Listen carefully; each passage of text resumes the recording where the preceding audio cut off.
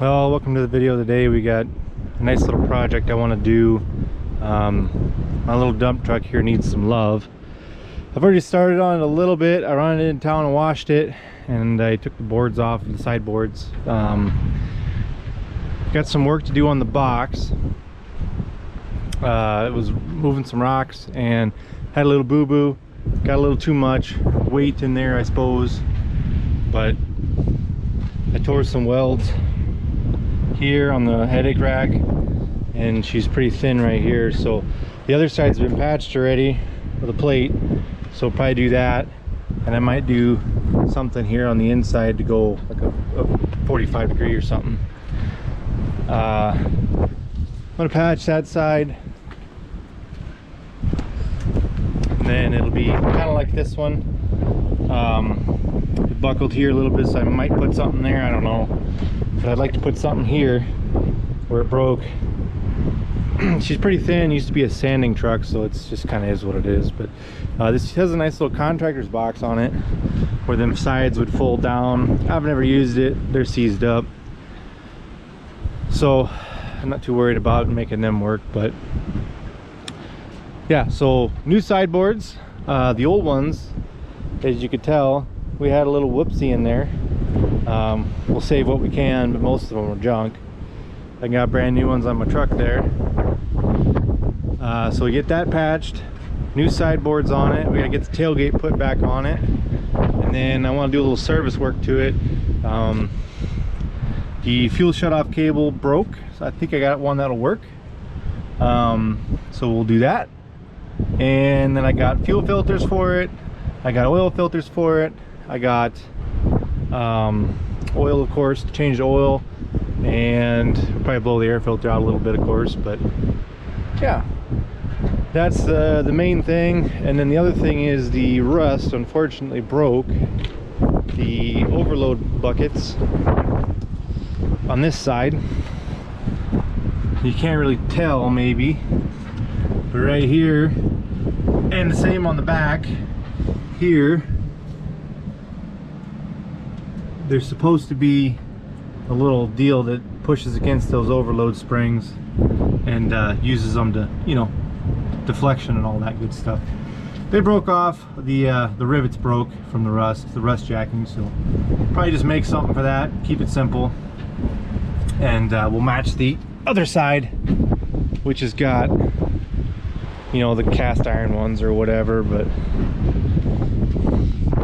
let's see, yeah, that one there is gone as well, but this one here is still good.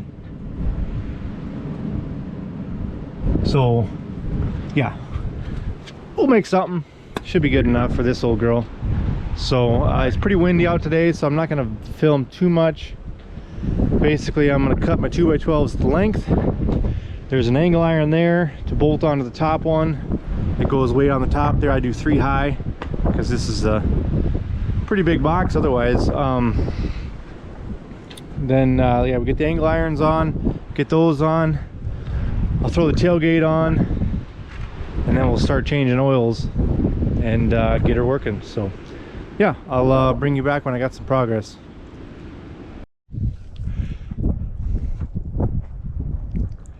Alright, I'm back for an update here. I didn't film too much of the sideboard install. It was really windy out and cold that day, and with the wind you really can't hear nothing. It's a lot better today. Still windy, but a lot better. I installed all the new sideboards, and they are just 2x12 green treated boards, and I had to notch the bottom ones here a little bit on both sides. Measured it, and I installed the angle iron. There's an angle iron here with a couple bolts holding it in for protection. That's nice to have. Transfer that over, and then I put in the bed here, which it's up in the air now. I put in the bed here a bunch of 2x4s. These are green treated as well, and some big T30 head lag screws. I think they're 3/8 ones, I believe. Yeah, anyways, bolted them in, used some grade 8 hardware for the angle iron. And the reason I did that is these boards, you know, that's I think they're like 8'10", give or take, and so the boards kind of do this, and they're loose. that puts them together and makes it tight and look, you know, a nicer looking product basically. And then I put a wedge in on the bottoms here. This one's got a piece of 1x4 rough sawn, just hammered it in there, a couple of screws to hold it tight, and that holds the board from sitting and flopping inside of here. On the other end up there, the metal's a little thinner. I just took a hammer and tapped her in. This side over here turned out pretty good. I just used a piece of firewood that was at a wedge angle. That's what I had. So screwed that in. Looks pretty good. And the big issue I had last time when I did this, and I may do it again, is this is the driver's side over here. It's nice to have a shorter side sometimes. And last time all I did was I cut 2x4 there, took these this one out, unscrewed these two, took this board out, and put this board down here because it has the angle iron. And then you just take the wedge and move it down. Works pretty good. Then you only have two on this side if you need it. My skid steer thankfully can load that, so it's not a problem. So that's done. We'll have to put the tailgate back on eventually. While it was up in the air, I greased it. All the hinge points in the back, the brakes, the hoist. I usually put a little bit right here where the bed sits, just so it doesn't you know, wear a little bad or anything. But that's all looking pretty good. Came up front, same thing. Greased the leaf spring hangers, the kingpins, brakes, all that good stuff. She's running pretty good now. Now my next project is going to be to fix my overload springs, and the way I'm going to do that is custom build them, because I'm sure you can't get them anymore, or if you can, they're probably expensive as heck. Basically, here's one that fell off, the bolts broke. Here's the only one left on the this corner here, and basically it's just got 4 bolts, hanger, and it's just for the overload springs. This one broke off a while ago, and the rivets are still in there. Basically it just goes in like so, and I'll put new hardware of course, but sits in there, holds the leaf springs down, gives you the extra deflection from the overloads. Not a big deal, but it is what it is. So the old dog following me around like a lost puppy. These two on this side, the rivets broke off, and they just gone in the wind, so they exited the chat. So we're gonna build a custom one for here and for here. Hopefully an air hammer will just knock what's left of them bolts out. I don't know. Yeah, they're still in there, the bolts. So we'll have to, hopefully an air hammer will knock them out, get them done. We'll reuse this one here. So I'll take you in the shop and we'll kind of get you set up on my game plan. So this is 1/4" plate here, and yeah, I know it's got a curve on the top for strength, I'm sure, and a gusset here. That's all fine and dandy, but that's cast, and I ain't gonna be able to make that myself. So I went out and I bought some plate. This is 3/8 plate, 4 inches wide. Same with that, 4 inches wide. This piece here is 1.5 inches wide. I think these are 6.5. That's 4.5, and these are like 4, I think, or maybe these are both 4. Yeah, these are both 4. Anyways, the idea is to make a flat plate that bolts to the frame, drill my holes in here, weld it all solid.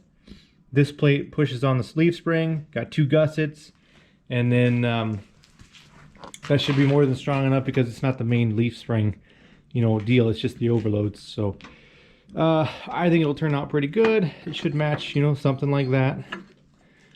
So what I'm going to do is I'm going to refurbish this one and knock these bolts out, clean it up a little more, transfer over the hole pattern here, and then we'll weld 2 of them together. I got enough steel to make 2. So that'll be pretty good. Once we get that done, and I'll show you that more when I get there, we've got to fix up top there on on that headache rack. So I got some plate for that, and that's sitting in here. Some leftover, I don't know what that's, 1/8 or 2/16, and some strapping we're going to use to beef up the headache rack, because she's about to exit Chad as well. It's pretty rusty, this old girl, so trying to make her live a little longer. But I'm gonna prep the frame, get those holes punched out, get the gussets welded up, and I'll do a test fit and I'll bring you along for that, and then we'll move on to the box up there. So. All right, the next step here is starting the service work. We're going to change the hydraulic filter, which is currently got a Hastings HF 738, and I'm converting over to a Wix just because it was easier to get, which looks to be 51759, and wipe that lens off a little bit. I'm going to change that. I'm not going to change the oil because I dumped it here to do a hose repair not that long ago. So we're going to change this, then we're going to do the fuel filters, and then I'm going to fire it up and put get the engine oil warm, change that. So here we go.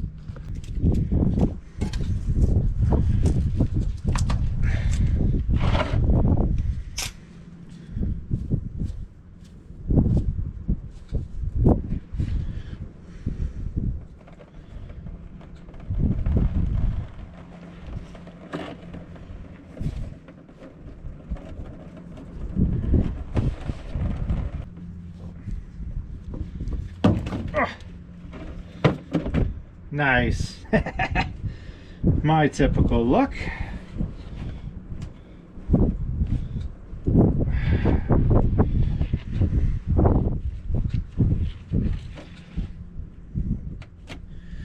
We'll get another rag.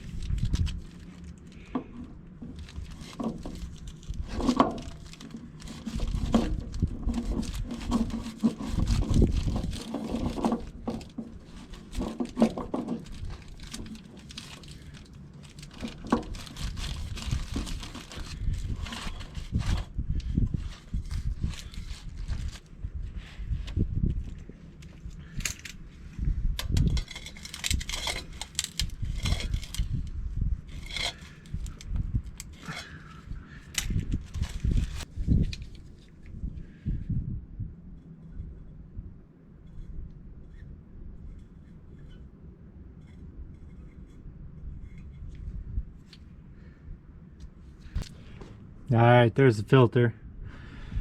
132,000 miles on this old dog, but she's a sanding truck, so she's a little rusty. But other than that, pretty good shape. Let's do the fuel filters. Okay, here we are on the driver's side. Air compressors here, injection pump, and then on the bottom of the pump there, they've got the fuel filters. There's a primary and secondary, or a primary and a water separator, depending on how you call it. It's got Hastings filters on it now, but I'm changing to Wix just because the Wix numbers are 33405 for the fuel water separator, and oops, there goes that.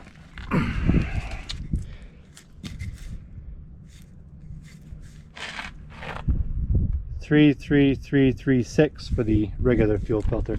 And this is a DT466 91 model with it's all mechanical, so pretty straightforward. I got a pan underneath of it there. Let's pop them filters off and swap them.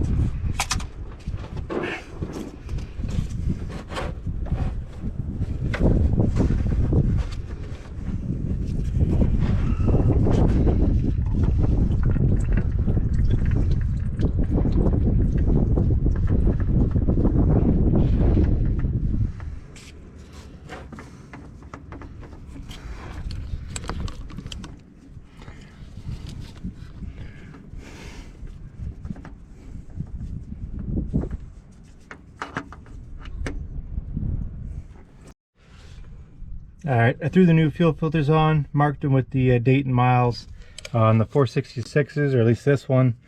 Right here's the primer. You just unscrew her, pump away, fill the filters up, and then that'll be primed and ready to go. Air filters over there.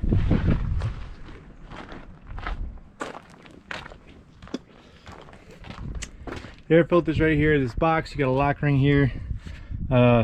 It's a 7/32 Allen of all sizes. Kind of weird. I don't know. That's what fits in there. So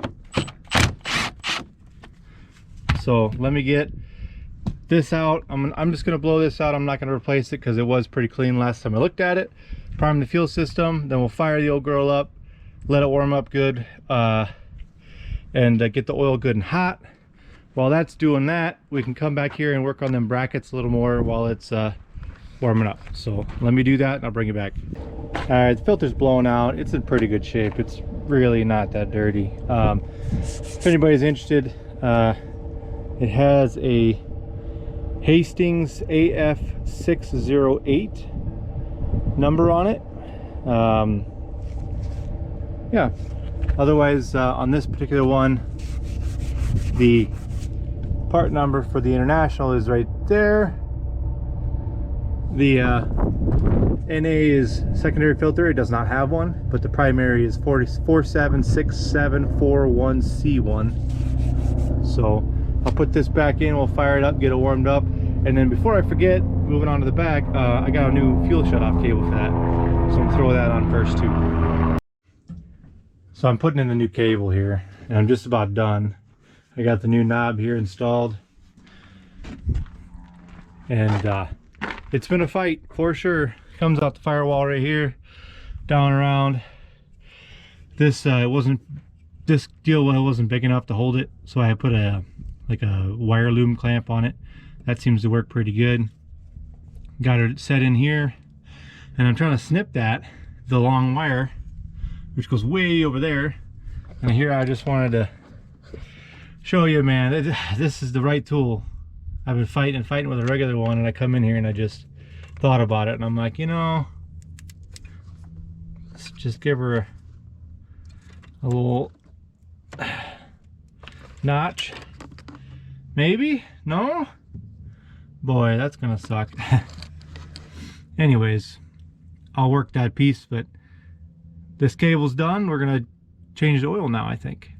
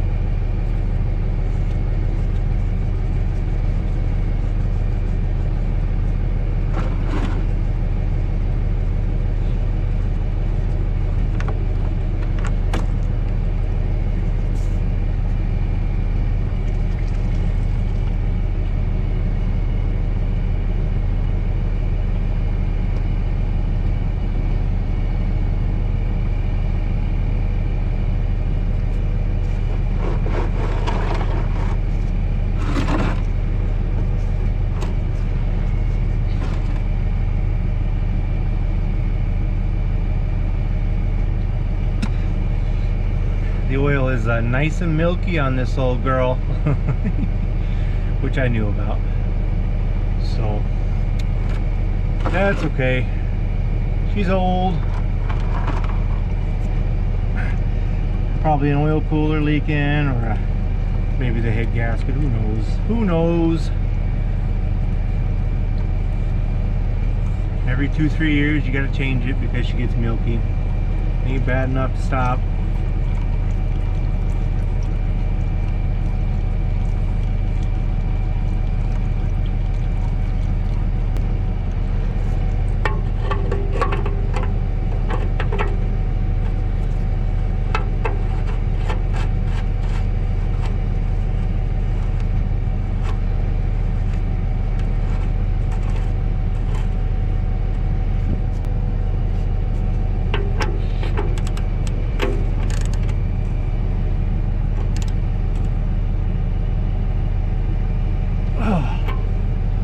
So oil's changed.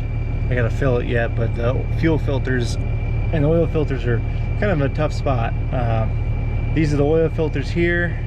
There's 2 of them. They're the same number on mine anyway. We're on the passenger side of the engine right here. This little tube is the what do you want to say, crankcase breather. Oil pan's right there. Fuel filters are way over there on that side. The only thing I didn't get, I didn't realize it had one, is there's a coolant filter. So I'm gonna dig a little bit and see if I can't get a number on that, and maybe we'll come back later. But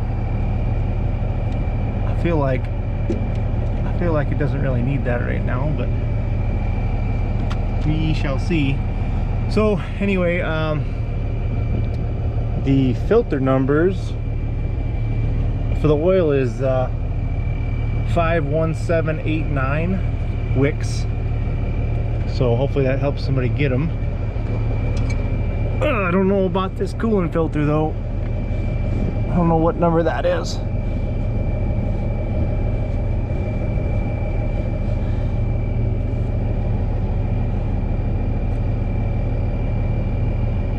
I don't know. I'll do some looking. I don't think there's a number on there, but yeah, I'll fill the oil and then we'll move on to the patching the box up. So I wanted to bring you up to speed on the dump truck repairs. I haven't been filming much of it lately because, as you can tell, she's quite cold, snow on the ground, it's windy, it's not fun. I'm working on the rear ends yet, specifically the overload brackets. The one on that side broke off, the bolts. I still got the bracket, so I just use that as a template to make new ones. And this is what it looks like. Just a piece of 3/8 plate here, and then the bracket, a couple gussets, weld it all together. It's not pretty, but it does the job. I got one installed right now, and it's basically the 4 bolts here. I put some grease on the back to keep it from rust jacking a little bit, and then I bolted it on, and it's hopefully gonna work. So it's basically just some grade 8 bolts with lock nuts, or nylon lock nuts, whatever you call it. Put new bolts in that one over there. I'm going to install this one, and then this part will be done. And then the next thing is I want to patch the box in a few spots. Specifically, you can't really see it now, but up top there on the corners there's some bad spots. So what I'm going to do is install this, put the box down. I'll do that up there because it's very cold and this camera's not going to last, and then I'll bring you back and show you the last little bit and the overall.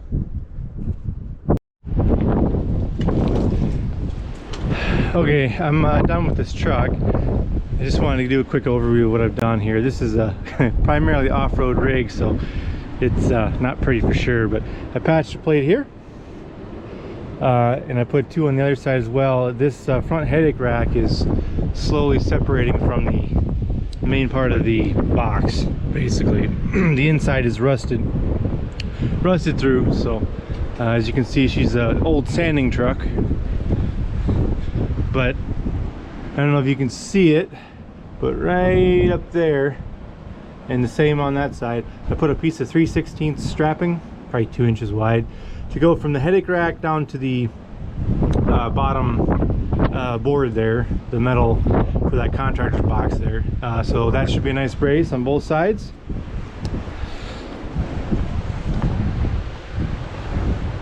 And I put a patch right here and a patch right there.